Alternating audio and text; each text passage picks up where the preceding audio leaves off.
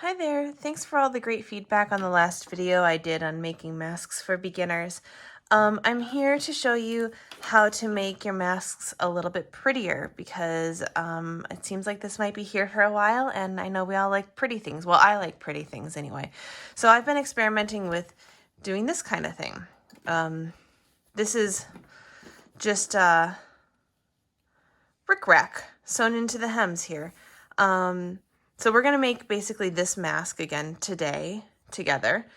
And it's actually really easy, but I like how it just gives it a little bit of springy feel. And also I know that a lot of people are having trouble finding elastic, or their ears are just getting tired of elastic. So instead we're going to go through what it takes to use something other than elastic.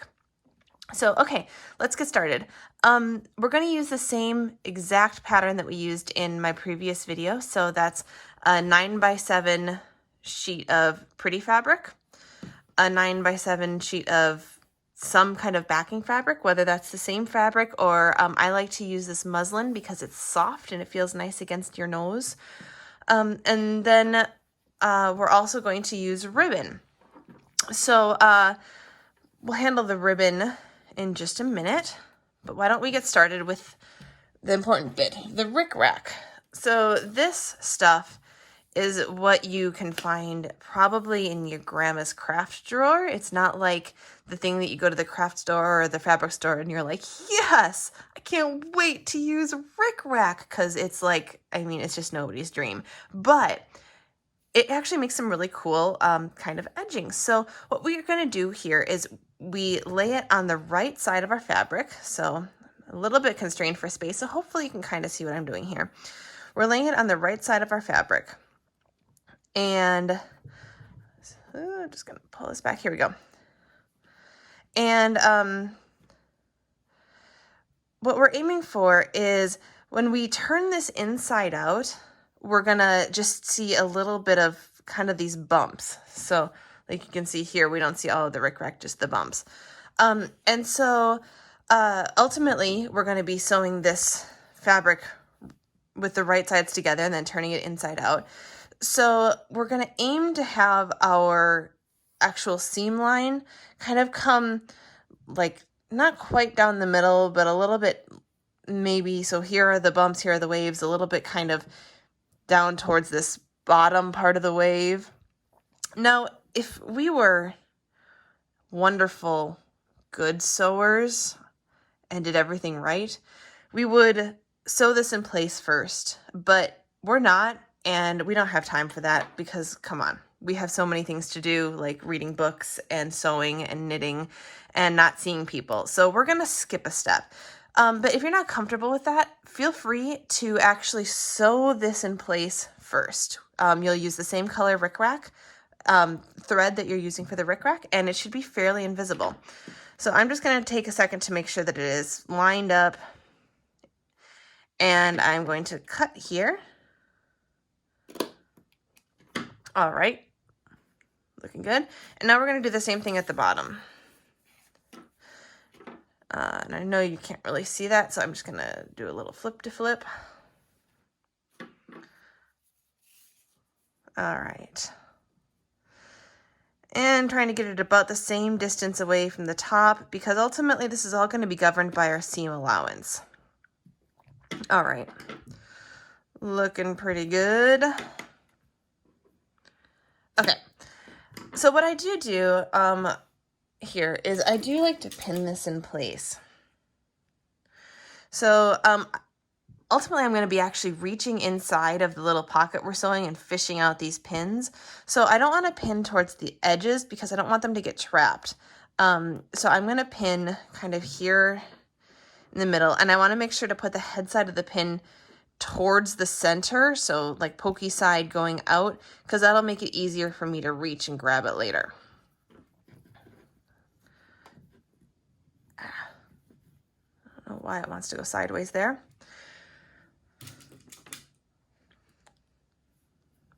All right, I'm just going to put 2 pins in, so that way hopefully it will stop doing this weird little sideways bend thing that it's desperately trying to do. All right, great. And I'm going to repeat with this other side that I guess I probably could have just done when I first showed it to you, so sorry. But at least now you get twice the fun. Like I said, there's not really an exact science. You want it away from the edge, but not too far away from the edge, which I know is frustratingly vague, but ultimately you can kind of adjust this as you're sewing. Like you can change, you can just change your seam allowance if it's not going quite right for you, because these masks are just so imprecise that it really doesn't matter what your seam allowance is. All right. Ah, this one's wiggly too.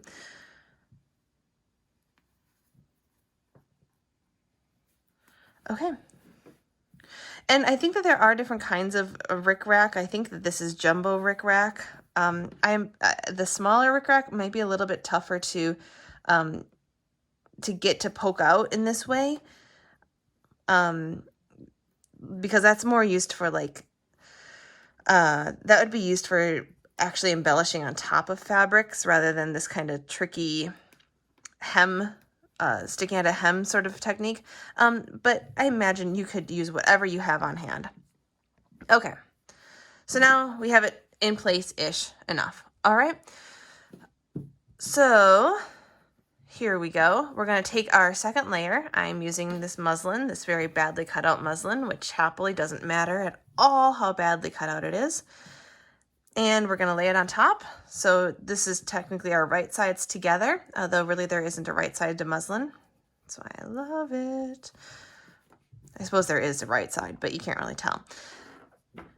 And I didn't even bother cutting off the selvages here, like, because nobody sees this. Your nose doesn't care. Okay, so I think we're in business here. Okay, before we get started to the meat of this, or get started sewing, I guess, we're already well into the meat, I do want to talk a little bit about ribbons. So instead of using elastic, I'm going to use ribbon to hold this together. So I had just happened to have ribbon on hand.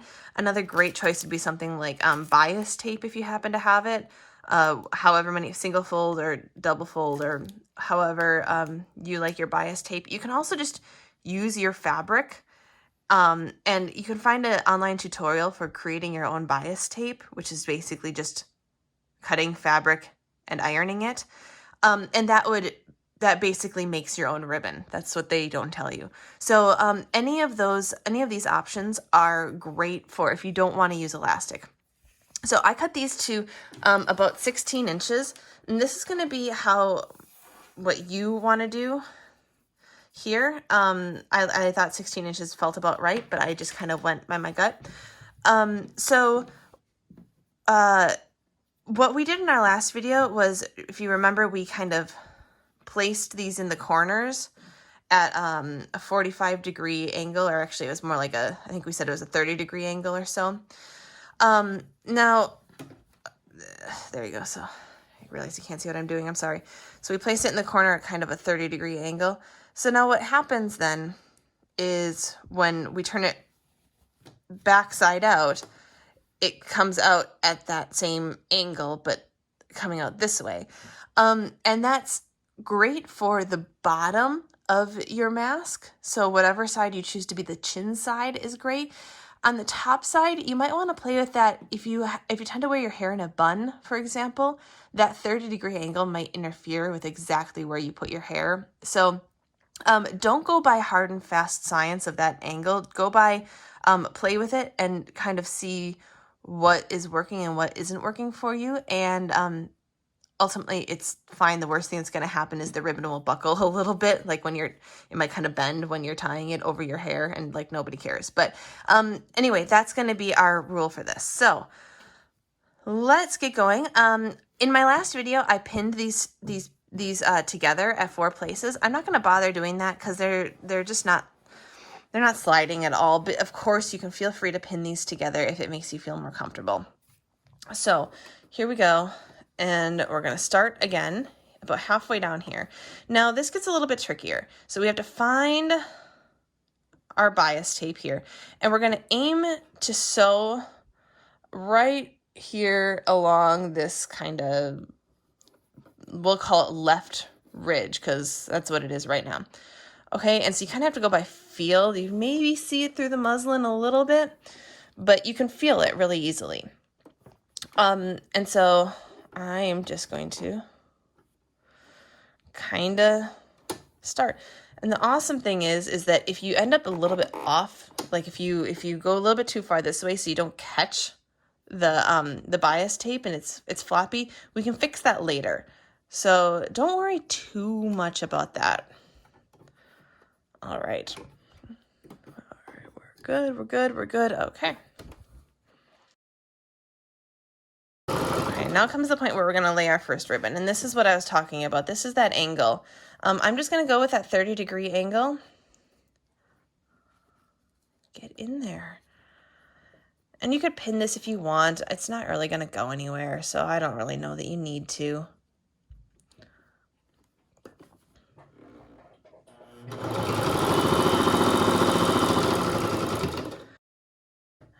And we'll turn.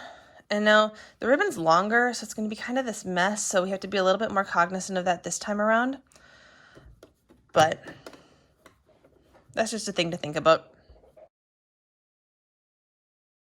Okay. Now, instead of grabbing, like, so if this was elastic, we would grab this elastic from here and reach down and pull it here. We're not going to do that. We're going to take, oopsies, we're going to take another ribbon, and we're going to do a double duty here. We're going to straighten out this bias tape. We're going to stick another ribbon in here. Okay. So I don't know, 30-degree-ish. This is my top corner. So this is the one that might interfere with a bun or a ponytail. I think it'll be okay for me, because I think if I'm wearing something that's kind of prettier, I might not have my hair up, but I don't know. And remember, you can back and forth this if you want. I don't find it's necessary, but you do you. Okay, and now we're back to this bias tape. And so we may, like, you notice, I think I may have ended a little bit too far this way. So I think I've captured a little bit too much of this bias tape, and that's totally fine. Nobody sees this part anyway, because remember, this part is all pleated. So you get to get away with a lot at these corners. You can be pretty loosey-goosey. So I'm just going to kind of my stitches a little bit. And so I'm going to just repeat what I did on the other side. Is I'm going to capture this bias tape a little bit towards this left side.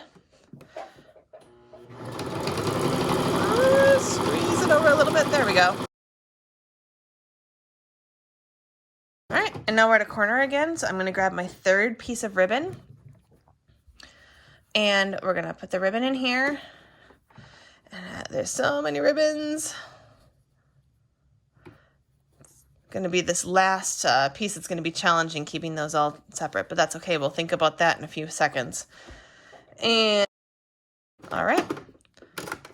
And finally, well, not quite our final turn, but our final kind of straightaway. I'm going to tuck these ribbons kind of back here in this little pocket so I don't accidentally sew them in, because that would be a tragedy. All right, I'll just kind of straighten everything out here.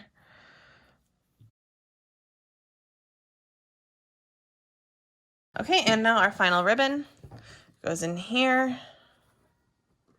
I'm gonna just kind of, this is going to be the hardest one to kind of stuff it in here, and you can see I have a pin that's really wants a blood sample from me.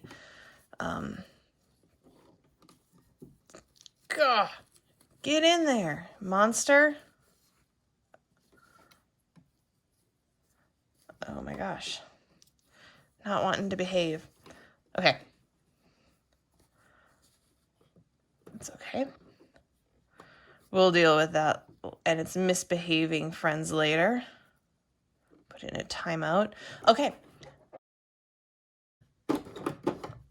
And here we are at our final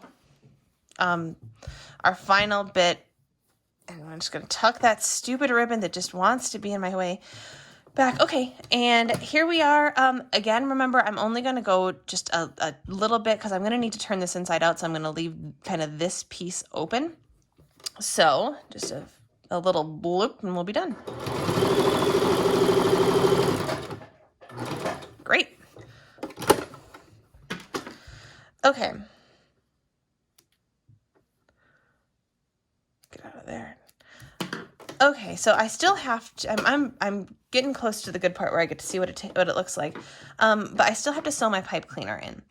So, pipe cleaner. Now what I'm going to do for this, because I do want it to look a little bit nicer, is I'm going to sew the pipe cleaner onto the side with the muslin. So in my other video, I put it on this side, which kind of gives the illusion of a lining around the outside because it makes the muslin kind of poke up and out. But I don't want that for this, so I'm gonna put it right here. And I'm going to sew, for this time, I'm gonna sew, well, actually, I'll show you in a second. Let's measure this quickly first. So remember, I'm going from corner here, so where I can see where I've made the seam, to corner here, and we'll just cut this. Okay, and I still really like to use pins because pipe cleaners kind of like to jump around on me,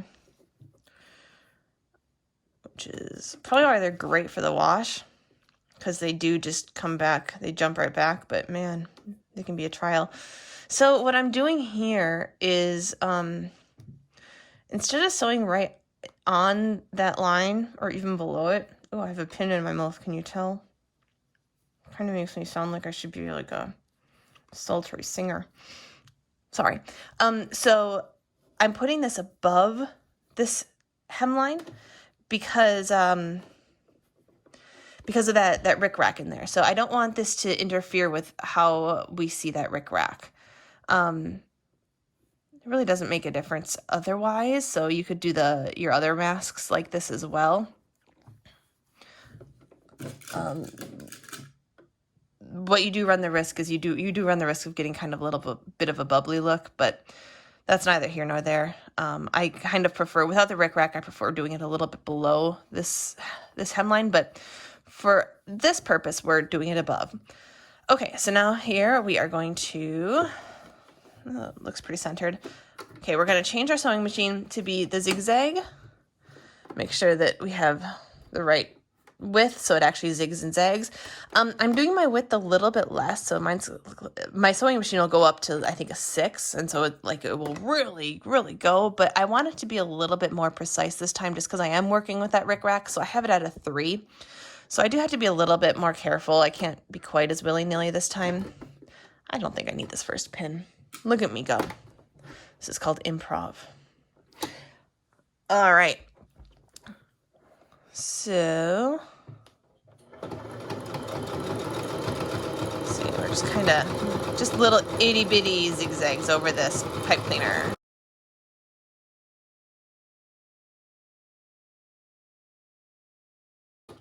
Okay.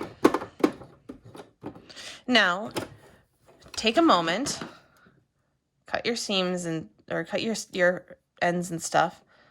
Take a moment and turn your sewing machine back to the straight stitch, or else you will forget. I forget every time. Every time. Every time. All right. Okay, so now it's time to turn it around. Let's see what it looks like. Oh, actually, before we turn it around, we are going to have, do you remember those pins that we put in here? The reason I remembered is that one just poked me. So we put those pins in to hold that rickrack in place. Let's pull them out. That's the reason you wanted those heads kind of pointed towards the middle, so it'd be easier to grab them and pull them out, and they wouldn't get stuck as much. Come here, I feel you. You're in there.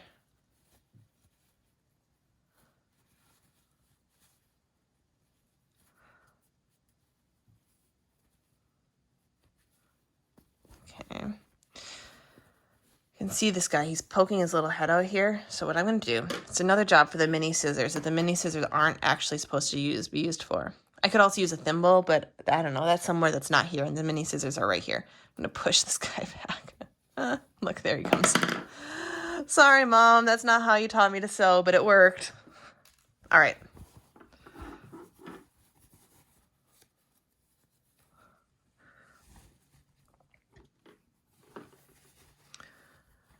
And the reason I'm doing this before I turn it back inside out is supposedly because I wanted to prevent myself from getting pricked when I turned it inside out, but then I forgot and got pricked anyway. So that's just a best practice that I absolutely messed up. Here we go. So we could have turned it inside out and then just removed the pins. But that would have been bloodthirsty. Okay.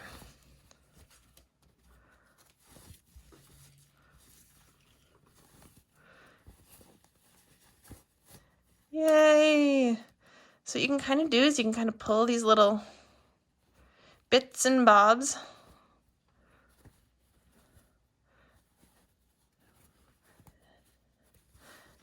And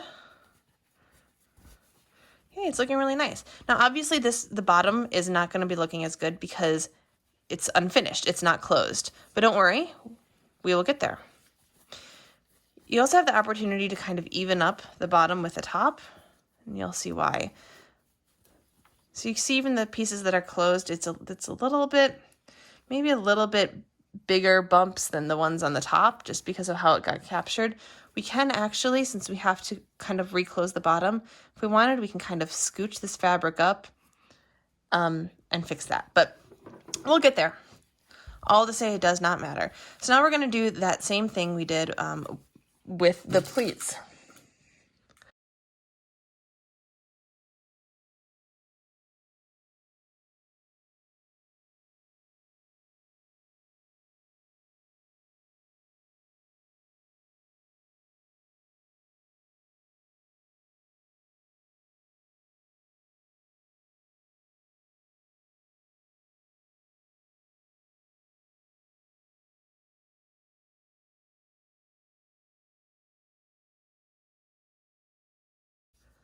Can we live with those pleats?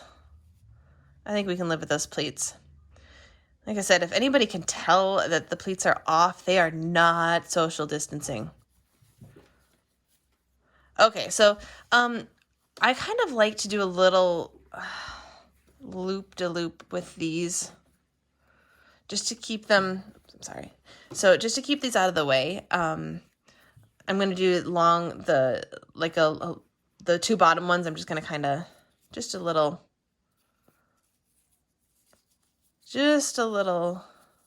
very loose bow because I want them to not come flying out at me when I'm trying to deal with the pleats of doom. All right, so let's start here. Oh, I just can feel my sewing machine's not going to want to get through this. I just know it. It's just talking to me and saying, no, we're not gonna. So what, because I just have that feeling, what I'm going to do right off the bat is I'm going to remove this first pin and hold it together with my fingers. So that's tempting fate a little bit, but I'd rather tempt fate a little bit than have to pull wads of fabric out of my sewing machine, which I'll probably have to do anyway because I still am not feeling very good about this. Man, why are you being such a pill? It's another job for the mini scissors. I love the mini scissors. I just love them. Talk about unconventional. Best tool ever. All right, let's see what happens. Oh, pleats are the worst thing ever. Look at that. Okay, what's going on here?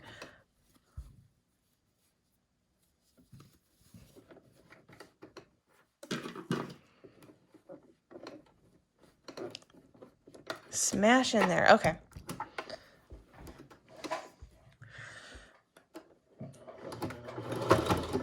Haha.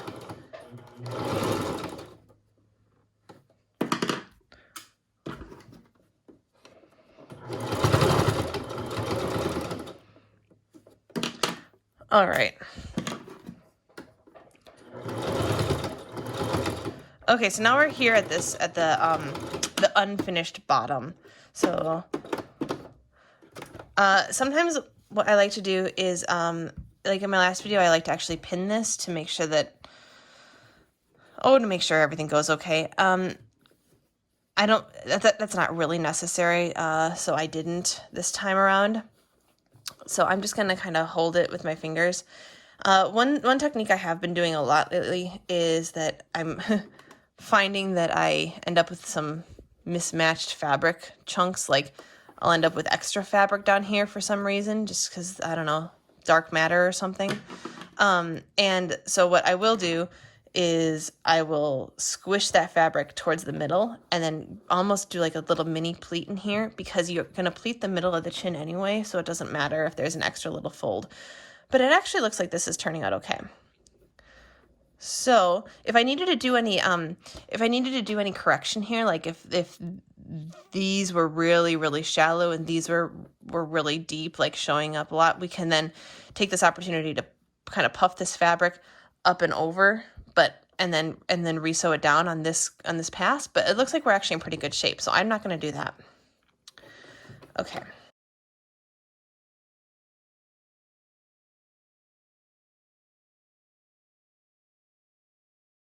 All right, here we go. Let's all hold our breaths and grab our mini scissors.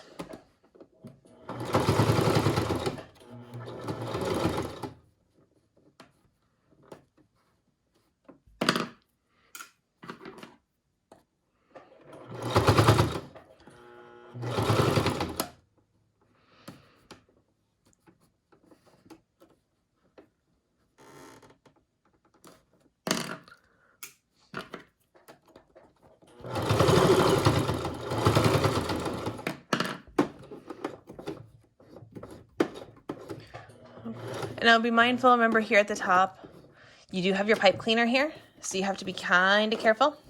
That bow came undone. You have to be kind of careful of how close you get. And your sewing machine won't get too mad at you if it hits the pipe cleaner, but it might do a little spronging action, so don't be too afraid.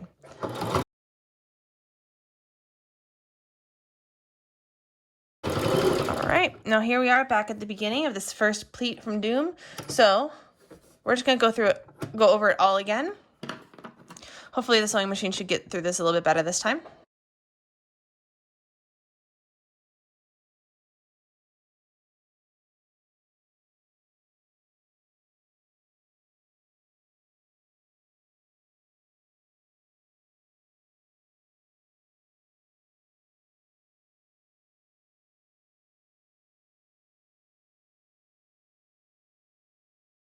Yay!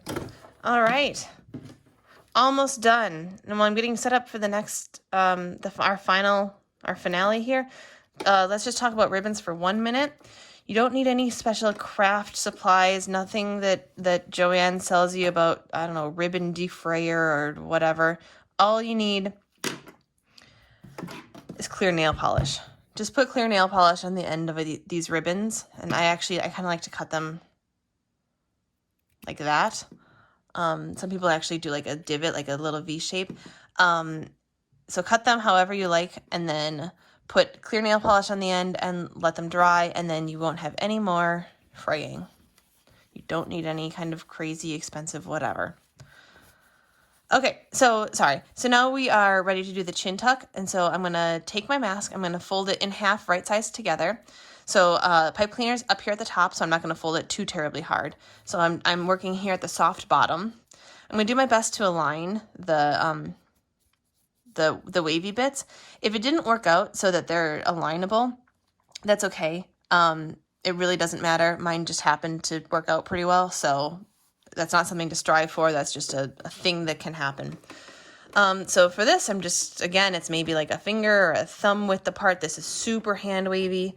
Lately I have been double backstitching these because this is kind of the part that gets the most action on your mask. So, okay, I'm going to backstitch just a bit to give it some oomph.